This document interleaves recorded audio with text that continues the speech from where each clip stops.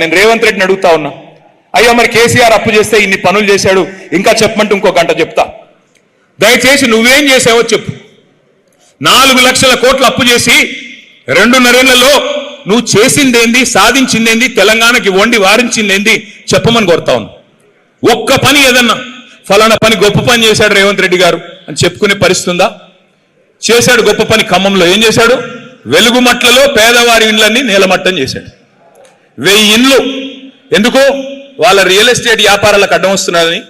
పొంగులేటి శ్రీనివాసరెడ్డి గారి real estate వ్యాపారం, తుమ్మల నాగేశ్వరరావు గారి రియల్ ఎస్టేట్ వ్యాపారం, వాటికి అడ్డం వస్తున్నారని పక్కన ఉన్న అందవిహీనమైన కాలనీ అంటారు, పక్కన ఉన్న విల్లాస్కి అడ్డం వస్తుందని చెప్పి పేదవాళ్ళ కడుపు మీద తన్నారు కాంగ్రెస్ నాయకులు.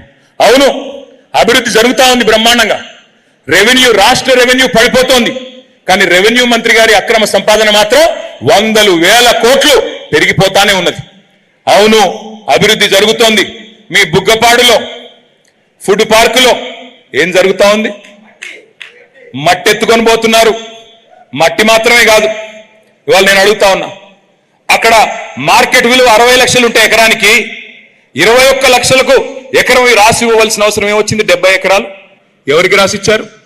ఎందుకు రాసిచ్చారు? అదే కంపెనీ పక్కన మార్కెట్లో 60 లక్షల ఎకరం ఉంటుంది పక్కకే. కానీ ఇక్కడ